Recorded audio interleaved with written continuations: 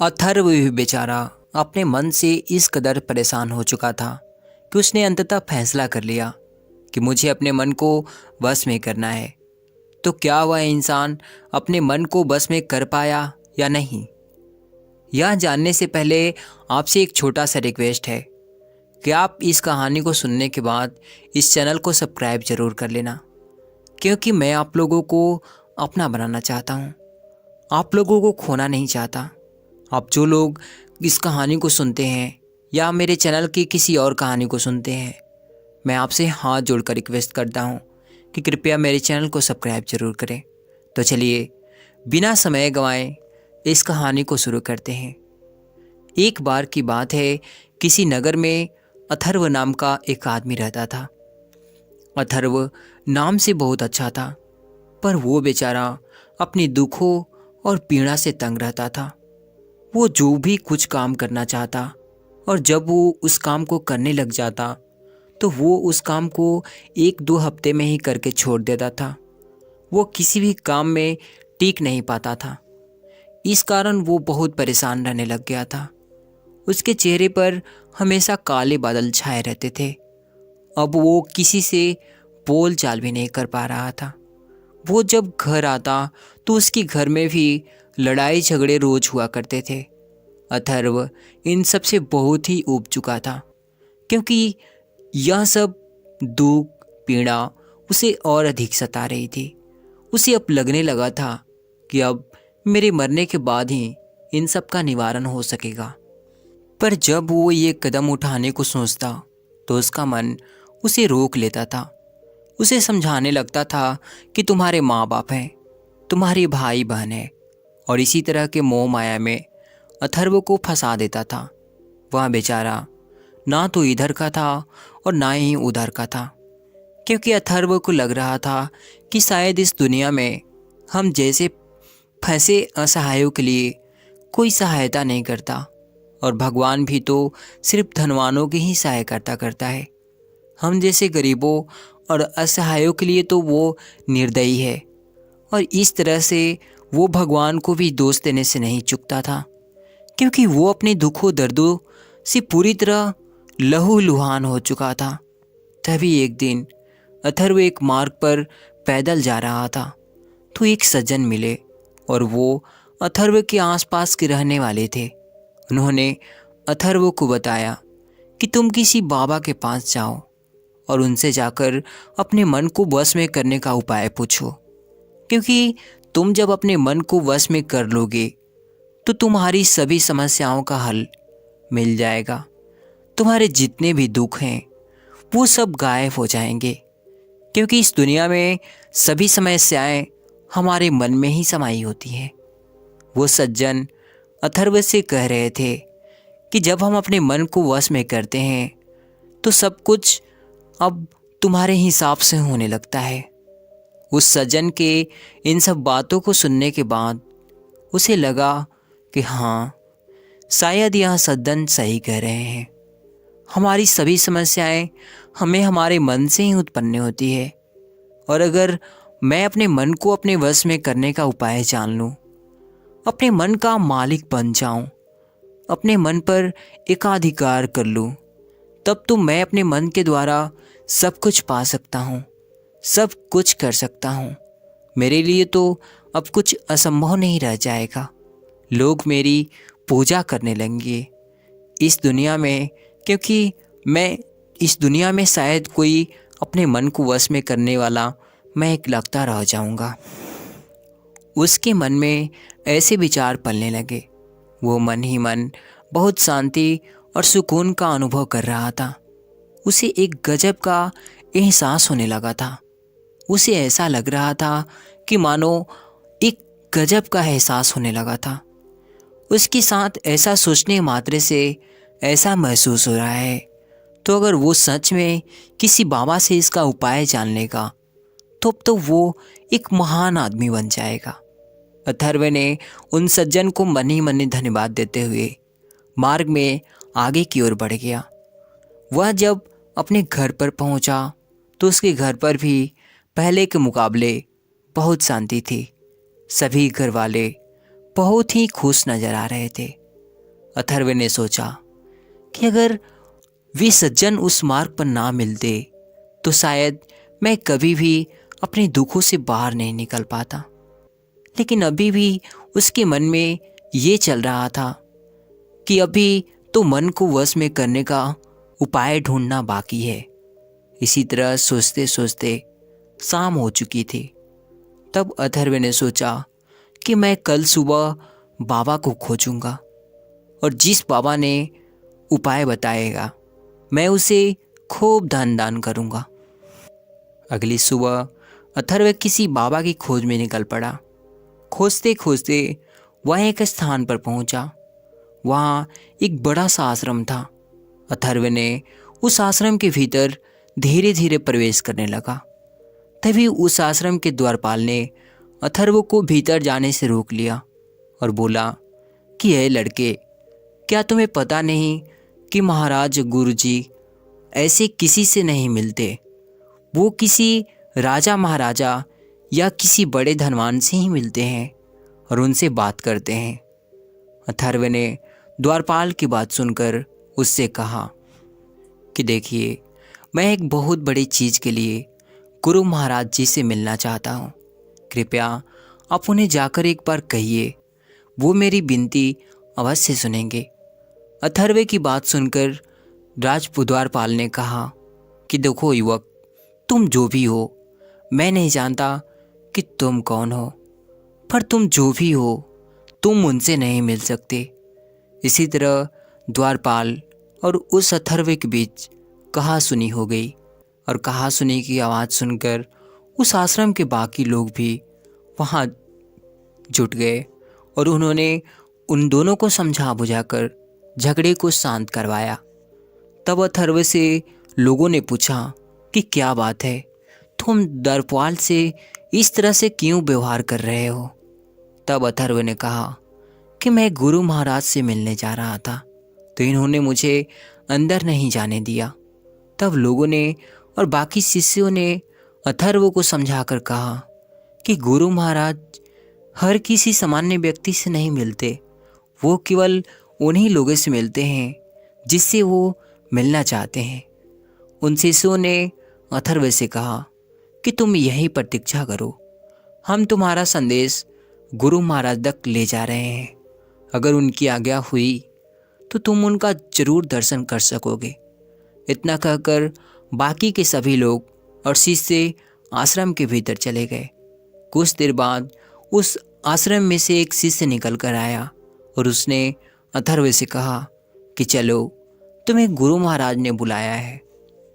अथर्व जब उस शिष्य के साथ जाने लगा तो वो मन ही मन सोचने लगा कि अब मैं अपने मन को वश में करने से सिर्फ कुछ ही कदम दूर हूँ। अथर्व जब उस गुरु महाराज के पास पहुँचा तो उसने देखा कि गुरु महाराज एक बहुत ही सुंदर वस्त्र पहनकर एक सोफे पे विराजमान है। बाकी के उनके सभी शिष्य उनकी सेवा कर रहे हैं। कोई पैर दबा रहा है तो कोई उनको हवा दे रहा है, तो कुछ शिष्य उनके पीछे खड़े हैं और उन गुरु महाराज के चेहरे पर सूर्य की भांति तेज था। अथर्व इन सब चीज़ों को देखकर बहुत खुश हो जाता है। उसे अब लगने लगा था कि ये गुरु महाराज मेरी इस सवाल का जवाब जरूर देंगे। अथर्व ने ये सोचकर उन गुरु महाराज से पूछता है कि हे गुरुवर, अपने मन को वश में करने का उपाय क्या है। उन गुरु ने अथर्व को बहुत ही ध्यान से देखा और बोले कि वत्स, तुम ये क्यों जानना चाहते हो। तब अथर्व ने कहा कि हे गुरुवर, मैंने सोचा है कि मैं अपने मन को वश में करके अपने दुखों का अंत करना चाहता हूँ। अथर्व की बातों को सुनकर गुरु मुस्कुराए और बोले कि वत्स, मैं तुम्हें एक ऐसा चमत्कारी अंगूठी प्रदान करता हूँ कि जब तक ये तुम्हारे हाथों में के अंगुलियों में विराजमान रहेगा तब तक तुम्हारा मन तुम्हारे वश में ही रहेगा। उन गुरु महाराज की बात सुनकर अथर्व को इतना ज़्यादा खुशी हुई कि वो गुरु महाराज के चरणों में गिर पड़ा और खूब रोने लगा। गुरु महाराज ने उसे उठाया और कहा कि वत्स, उठो और जाओ, अपने कार्य को पूरा करो। अथर्व ने उस अंगूठी के बदले में उन गुरु महाराज को धन दान भी दिया और उस अंगूठी को वो प्राप्त करके खुशी खुशी अपने घर लौट आया।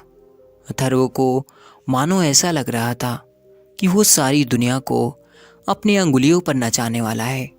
जिस प्रकार किसी व्यक्ति को जादुई छड़ी मिल जाती हो, उसी प्रकार अथर्व को ऐसा लग रहा था। अथर्व ने खुशी खुशी उस अंगूठी को अपनी अंगुलियों में धारण किया।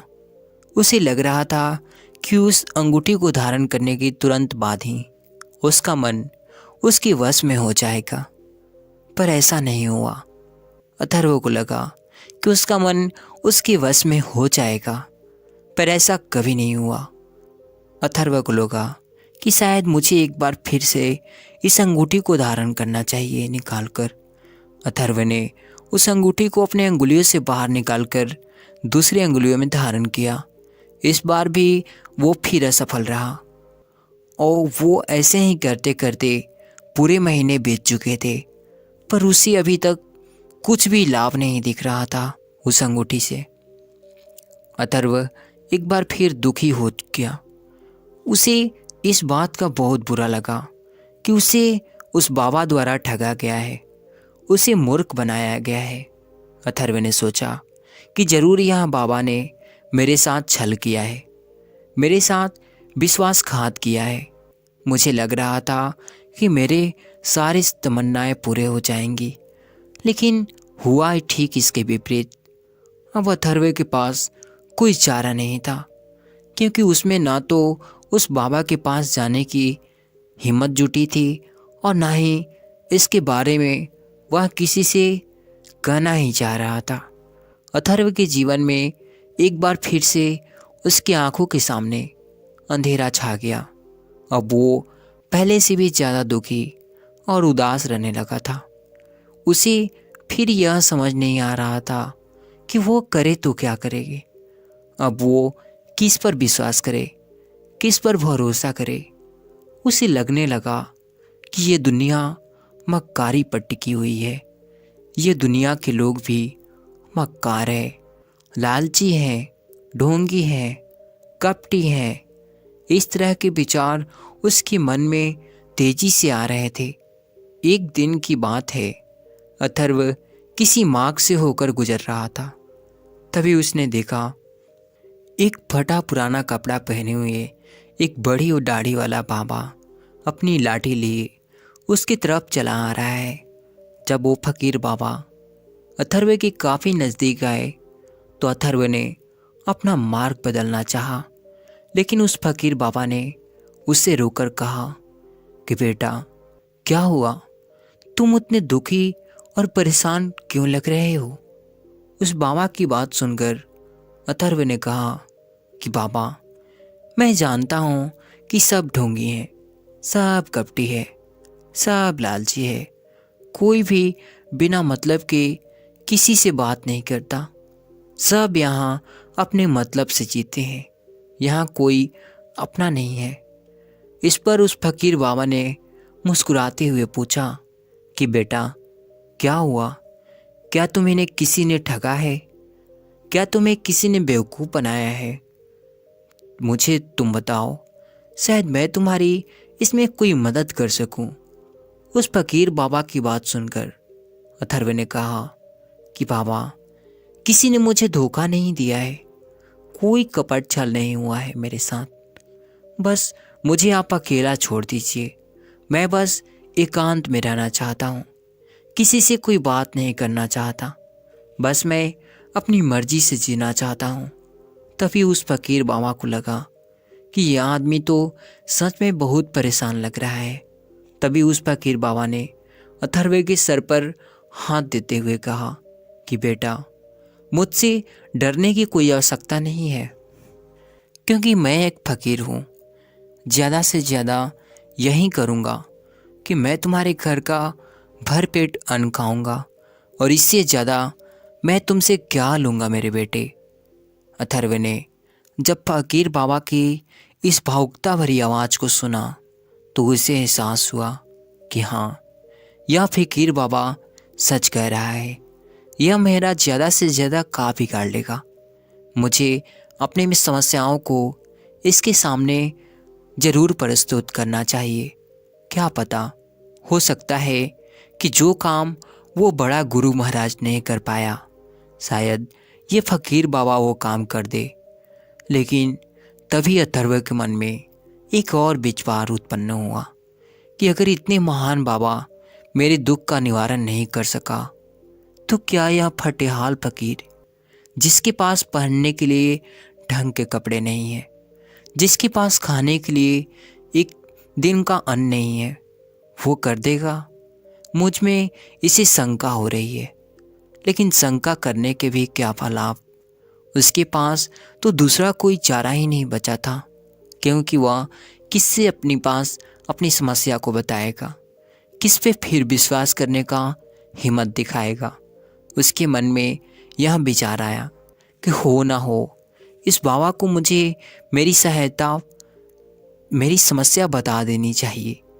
तभी उस फकीर बाबा ने अथर्व को विचारों के बीच में ही टोकते हुए कहा कि बेटा, कहाँ खो गए?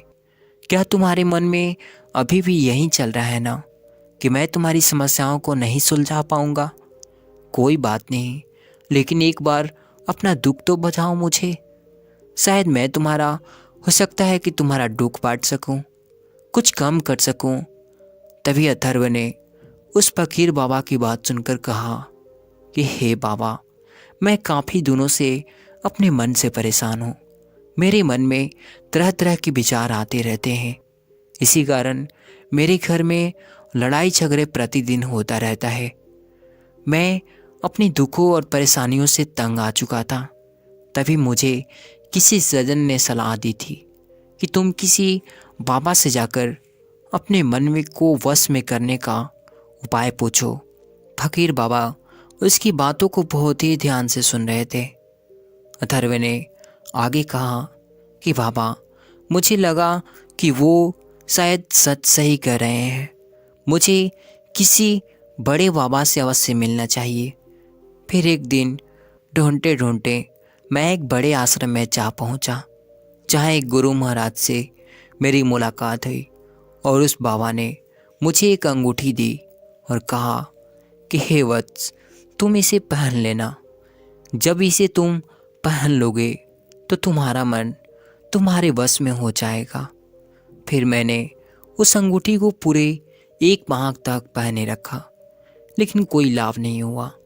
फिर मुझे लगा कि उस बाबा ने मुझे ठगा है, मुझे मूर्ख बनाया है। इतना कहते कहते अथर्व जोर जोर से रोने लगा। तभी उससे चुप कराते हुए उस फकीर बाबा ने कहा कि चुप हो जाओ बेटा, चुप हो जाओ। तब अथर्व ने अपनी आंसू पूछते हुए उस फकीर बाबा से कहा कि बाबा, केवल आप ही मुझे इन दुखों से बचा सकते हो। आप ही मुझे इस घोर निराशा से बाहर निकाल सकते हो। तब फकीर बाबा ने कहा कि बेटा, हम जीवन भर इस एक बात को ही लेकर हम परेशान रहते हैं कि मेरा मन मेरे बस में कैसे होगा। मैं अब मन की परेशानियों से पार कैसे पाऊं? मैं मन को अपना गुलाम कैसे बनाऊं? हम मन पर अपनी मनमानी करने के लिए उसे अपने अधीन करना चाहते हैं, लेकिन हमारा मन भी कम चालाक थोड़े ही है। वो ऐसा कभी होने ही नहीं देता, क्योंकि मन का अपने आप में कोई अस्तित्व ही नहीं होता। और इस दुनिया में जितने भी महान ऋषि महर्षि हुए हैं, वो उतने महान कभी बनने ही नहीं पाते। उन्होंने यह गलती नहीं दोहराई, क्योंकि वे कभी मन को वश में करने के पीछे भागे ही नहीं। उस फकीर बाबा ने अथर्व को एक उदाहरण देते हुए बताया कि तुमने कभी मधुमक्खियों का छत्ता देखा है? तब अथर्व ने कहा कि हाँ, मैंने देखा है बाबा। तब फकीर बाबा ने उसे समझाते हुए कहा कि जब हम मधुमक्खियों के उन छत्तों को छेड़ते हैं तो वो मधुमक्खियाँ हमारे पीछे पड़ जाती हैं काटने के लिए। इसी तरह हमारा मन भी है। जब हम उसे अपने वश में करने की सोचते हैं तो ये हमें और परेशान करने लगता है, और जब हम उसे खोला छोड़ देते हैं, स्वतंत्र छोड़ देते हैं, प्रेम से उसे पुचकार कर समझाते हैं, अच्छे अच्छे उच्च विचारों को जब हम उसके सामने रखते हैं, तो वहीं हमारा मन हमारे लिए मित्र बन जाता है। फिर फकीर बाबा ने आगे समझाते हुए कहा कि बेटे, आज से तुम अपने जीवन में यह संकल्प ले लो कि मैं कभी भी अपने मन के पीछे नहीं भागूंगा, बल्कि अच्छे विचारों, अच्छे चिंतनों से मन को भरूंगा। और जब तुम ऐसा करोगे तो तुम्हारा मन स्वतः तुम्हारे बस में हो जाएगा। इतना कहकर वो फकीर बाबा वहाँ से मार्ग में आगे बढ़ जाते हैं, और उनको जाता हुआ देखकर अथर्व मन ही मन अंदर से उनको दुआ देता है। नमो बुद्धाय। यह कहानी आपको जैसी भी लगी हो कमेंट में ज़रूर बताएं, और इस चैनल को सब्सक्राइब कर लें, क्योंकि आप मेरे अपने हो, मैं आपको खोना नहीं चाहता। एक बार की बात है, एक आदमी के जीवन में सिर्फ दुख ही दिखते। वो जो भी काम करता उस बेचारे का वो काम पूरा ही नहीं होता। घर में आता तो घर में क्लेश बना रहता, किसी से कोई मदद मांगता तो कोई उसकी मदद नहीं करता था।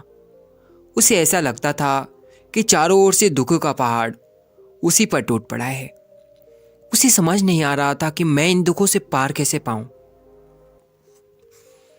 वो दिन रात यही सोचता रहता कि अपने दुखों से छुटकारा कैसे पाना है। इसी कारण से वो रात में सो भी नहीं पाता था। उसकी आंखों के नीचे बड़े बड़े काले घेर बन गए थे, जो इस बात का प्रतीक थे कि वो आदमी कितना दुखी है, कितना चिंतित है। कभी कभी तो उसके मन में आत्महत्या करने के भी ख्याल आते थे, लेकिन अपने परिवार की चिंता करके वो एक कदम नहीं उठा पाता था। वो इतना दुखी हो गया था कि उसने निर्णय किया कि वो इन दुखों से छुटकारा पाकर ही रहेगा। इसके लिए चाहे उसे कितनी भी मेहनत करना पड़े, कुछ भी करना पड़े, चाहे अंगारों पर भी चलना पड़े, लेकिन वो इन दुखों से छुटकारा हासिल करके रहेगा। ऐसे ही उसने एक दिन अपने मित्र से पूछा कि मैं अपने जीवन को कैसे सुधारूं। उसके मित्र ने उसे बताया कि तुम किसी बाबा के पास जाओ। बाबाओं के पास ऐसा मंत्र रहता है जिससे दुख दूर हो जाते हैं, जीवन खुशियों से भर जाता है और धन संपदा भी हासिल हो जाती है।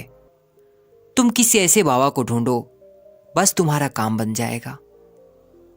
उस आदमी के मन में ये बात पूरी तरह बैठ गई कि कोई बाबा ही मेरा दुख दूर कर सकता है, और इसीलिए उसने किसी बाबा के बारे में पता चलता तो वो उस बाबा के पास पहुंच जाता, उस बाबा के पास अपनी समस्या बताता और उससे उसका समाधान पूछता और कहता कि बाबा, मैं कुछ भी करने के लिए तैयार हूं, लेकिन मुझे मेरी इन समस्याओं से छुटकारा दिला दीजिए।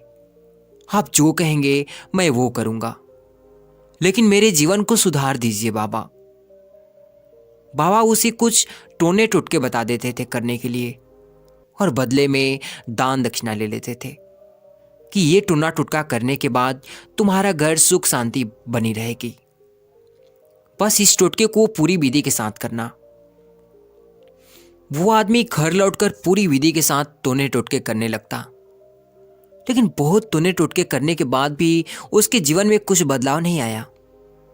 इसके विपरीत उसका जीवन और ज्यादा दुखी हो गया। जो भी बाबा उसे टोना टोटका देता था, बदले में उसे दक्षिणा लेता था, जिससे उसका धन भी धीरे धीरे खत्म हो रहा था। इससे उसके जीवन में दुख और ज्यादा बढ़ने लगा। तब उसे लगा कि बाबाओं के पास जाने से मेरा दुख कम होने के बजाय बढ़ते ही जा रहा है, तो मुझे क्या करना चाहिए? बाबाओं के पास जाऊं या ना जाऊं? फिर एक दिन एक आदमी ने उसे बताया कि तुम अपने घर में किसी पंडित को बुलाकर हवन करवा लो। हवन होगा तो घर शुद्ध हो जाएगा। कोई भी बुरी ऊर्जा होगी घर में तो वो घर से बाहर चली जाएगी। किसी पंडित को बुलाकर पूरी विधि विधान से मंत्रोच्चारण करवाओ और हवन करवाओ, जिससे तुम्हारे घर में सुख और शांति आए। उस आदमी के मन में ये बात बैठ गई और उसने एक पंडित को बुलाकर हवन करवा दिया। हवन अच्छी तरह से संपन्न हुआ। बदले में पंडित ने भी अच्छी दान दक्षिणा ली और उसके बाद वो वहां से विदा हो गया। लेकिन कुछ दिनों के बाद उस आदमी को यह महसूस हुआ कि उसके जीवन में अब भी कोई बदलाव नहीं हुआ है। अब वो आदमी पूरी तरह से दुखी हो गया और ज्यादा परेशान हो गया। उसे लगने लगा था कि मेरे जीवन में अब दुख कभी खत्म ही नहीं होंगे। और यही सोच सोचकर उस आदमी का बुरा हाल हो गया था। फिर एक दिन उसे अपने मित्र से एक ऐसे बाबा के बारे में पता चलता है जो समाधान बताने के लिए कोई दान दक्षिणा नहीं लेता था। उस आदमी को लगा कि ये बाबा दूसरे बाबाओं की तरह नहीं हो सकता, क्योंकि ये दान दक्षिणा तो लेता ही नहीं, और ये दान दक्षिणा नहीं लेता तो सच में कोई सिद्ध बाबा होगा। और यही सोचकर उस बाबा के पास वो पहुंच जाता है। जब वो आदमी वहां पर पहुंचता है तो वो बाबा ध्यान में बैठे हुए होते हैं। यह देखकर वो आदमी वहीं पर चुपचाप बैठकर ध्यान से बाहर आने का इंतजार करने लगता है। थोड़ी देर बाद बाबा ने आंखें खोली तो सामने एक दुखी और परेशान युवक को बैठे देखा। वो उसकी आंखों के नीचे काले घेरे को देखते ही समझ गए कि यह आदमी अपने जीवन से कितना परेशान है। उसे संबोधित करते हुए बाबा ने पूछा कि बच्चा, क्या चाहते हो? बाबा के पास क्या लेने आए हो? उस आदमी ने कहा कि बाबा, मैं अपने जीवन से बहुत परेशान हूं। मैंने इन दुखों को दूर करने के लिए बहुत सारे रास्ते अपनाए, हर वो तरकीब करके देखे जो किसी बाबा ने मुझे बताई, हर वो काम किया जो किसी भी इंसान ने मुझसे करने को कहा, लेकिन मेरे जीवन के दुखों में कोई कमी नहीं आई। बाबा, इसके विपरीत मेरे जीवन के दुखों की बढ़ोतरी हो गई। मुझे समझ नहीं आ रहा है कि मैं क्या करूं। कभी कभी तो मैं आत्महत्या करने की भी सोचता हूं, लेकिन अपने परिवार को सोचकर ये कदम नहीं उठा पाता। मैंने आपके बारे में बहुत सुना है बाबा, और मैं बहुत उम्मीद के साथ आपके पास आया हूं। कृपया करके मुझे कुछ ऐसा मार्ग बताएं जिससे मुझे अपने दुखों से छुटकारा मिल जाए। मैं अपने दुखों से छुटकारा पाने के लिए कुछ भी करने को तैयार हूं। आप मुझे कोई भी रास्ता बताएं, चाहे वो रास्ता कितना भी कठिन क्यों ना हो, मैं उसको पार करके रहूंगा। बाबा ने महसूस किया कि ये आदमी सच में बहुत परेशान है। बाबा ने उसकी बात सुनकर कहा कि बच्चा, दुखों को दूर करने के लिए मंत्र ऐसे ही नहीं मिलते। मंत्रों को पाने के लिए कुछ करना पड़ता है। तुम क्या कुछ कर सकते हो? यह सुनकर तो पहले तो उस आदमी ने सोचा कि ये बाबा भी दान दक्षिणा ही मांगेगा, लेकिन और कोई रास्ता ना पाकर उस आदमी ने कहा कि बाबा, आपको भी जितना दान दक्षिणा चाहिए मैं देने के लिए तैयार हूं, लेकिन आपका मंत्र सच्चा होना चाहिए, वो पूरा होना चाहिए, उसका फल मुझे मिलना चाहिए। उसके बाद आप जो भी दान दक्षिणा लेना चाहते हो वो मैं दे दूंगा। बाबा ने कहा कि दान दक्षिणा तो बहुत छोटी सी चीज है, मुझे वो नहीं चाहिए। इस पर वो आदमी सोच विचार करके बोला कि बाबा, मैं अंगारों पर भी चलने के लिए तैयार हूं, आप मुझे बस आज्ञा दीजिए। बाबा ने कहा कि अंगारों पर चलने वाली छोटी चीज मैं तुमसे नहीं करवाने वाला हूं। मैं जो तुमसे करवाने वाला हूं वो बहुत कठिन मंत्र है, क्या उसे पूरा कर पाओगे? उसने बाबा से कहा कि बाबा, मुझे बताइए तो करना क्या होगा, मैं कुछ भी करने को तैयार हूं। इस पर बाबा ने उससे कहा कि यहां से जब तुम घर जाओ तो रास्ते में ये दोहराते हुए जाना कि मैं सुखी हूं, मैं सुखी हूं, मैं सुखी हूं। बार बार अपने मन में यही दोहराना, और याद रखना कि जुबान पर यह नहीं आना चाहिए, इसे सिर्फ मन में दोहराना है। यह सुनकर वो आदमी बोला कि बाबा, बस इतनी सी बात, ये तो मैं चुटकी बजा के कर लूंगा, लेकिन इससे होगा क्या? बाबा बोले कि इस मंत्र को करके देखो, वैसे भी तुमने इतने बाबाओं के मंत्र किए हैं, तो इस मंत्र को भी करके देख लो। उस आदमी ने सोचा कि बाबा कुछ दान दक्षिणा तो ले नहीं रहे और वो छोटा सा मंत्र है जिसे तो मैं कर ही लूंगा। वो बोला कि ठीक है बाबा, मैं ये मंत्र जरूर करूंगा। वो आदमी ये कहकर वहां से उठकर चलने लगा, लेकिन जैसे ही वो चलने लगा पीछे से बाबा ने बोला कि एक बात याद रखना कि जब तुम ये मंत्र अपने मन में दोहराओ तो तुम्हारे मन में बंदर के विचार नहीं आने चाहिए, बंदर का ख्याल भी मन में नहीं आना चाहिए, तो ही ये मंत्र सिद्ध होगा। वो आदमी बोला कि मुझे तो आज तक बंदर का कोई विचार नहीं आया, तो अब क्यों आएगा? आप चिंता मत करिए बाबा, मैं बस मन में यही दोहराऊंगा कि मैं सुखी हूं, मैं सुखी हूं। इसके अलावा बंदर का कोई भी विचार मेरे मन में नहीं आएगा। यह कहकर वो आदमी वहां से चल दिया। वो अपने में मैं सुखी हूं, मैं सुखी हूं ये दोहराता हुआ थोड़ी ही दूर चला था कि उसके मन में अचानक एक बंदर का ख्याल आ गया। बंदर का ख्याल एक बार आया और चला भी गया, लेकिन उस आदमी ने सोचा कि आज तक तो मुझे बंदर का कोई विचार नहीं आया, ये आज बंदर का विचार क्यों आ गया? और ऐसे करके उसने बंदर का विचार कर लिया। वो भूल गया कि मुझे क्या मंत्र दोहराना है और वो बंदर के बारे में सोचने लगा। थोड़ी देर के बाद उसे जब फिर से होश आया तो वो फिर से अपना वही मंत्र दोहराने लगा जो बाबा ने उसे बताया था, मैं सुखी हूं, मैं सुखी हूं। लेकिन अचानक से सामने उसे एक बंदर दिखाई दिया और ये देखकर फिर से उसके मन में बंदर का विचार उठ गया और वो अपने अंदर से इस विचार को बाहर फेंकना चाहता था। वो चाहता था कि मेरे अंदर किसी भी तरह के बंदर का विचार ना आए, लेकिन उसके सामने तो बंदर ही बंदर दिखाई दे गया। ऐसे ही करते करते वो घर पे पहुंचा और घर पे पहुंचने के बाद अपनी पत्नी को कहा कि हे बंदरिया, मुझे खाने में बंदर परोस दो। और जब उसे एहसास हुआ कि उसने ये क्या बोल दिया तो वो अपने बाल नोचने लगा। वो दीवारों पर सर मारने लगा कि आज तक मुझे बंदर का कोई विचार नहीं आया और आज मुझे क्या हो गया है कि मुझे हर जगह बंदर ही बंदर नजर आ रहे हैं। ये कैसी माया है? यही सोच सोचकर वो आदमी रात भर सो नहीं पाया। रात भर करवटें बदलता रहा और सुबह उठकर सीधे उसी बाबा के पास पहुंच गया और उनके चरणों में गिरकर कहा कि बाबा, पता नहीं क्या चमत्कार हो रहा है। आज तक मुझे बंदर का कोई विचार नहीं आया, लेकिन कल से जब से आपने मुझे कहा कि बंदर का विचार नहीं आना चाहिए, तब से मुझे हर जगह बंदर ही बंदर नजर आ रहे हैं। उस आदमी ने कहा कि बाबा, मुझे तो आपके पीछे भी पेड़ पर केले खाता हुआ बंदर दिखाई दे रहा है। ये हो क्या रहा है मेरे साथ? ये सुनकर बाबा हंसने लगे कि बच्चा, मन का जाल ऐसा जाल जिसे समझ पाना इतना आसान नहीं है। बंदर तुम्हारे रास्ते में पहले भी आते थे।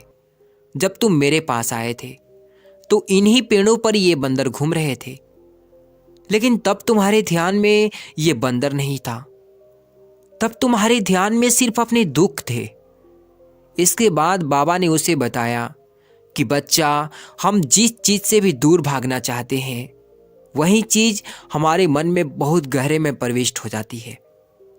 वह हमारे अंतर मन में समा जाती है।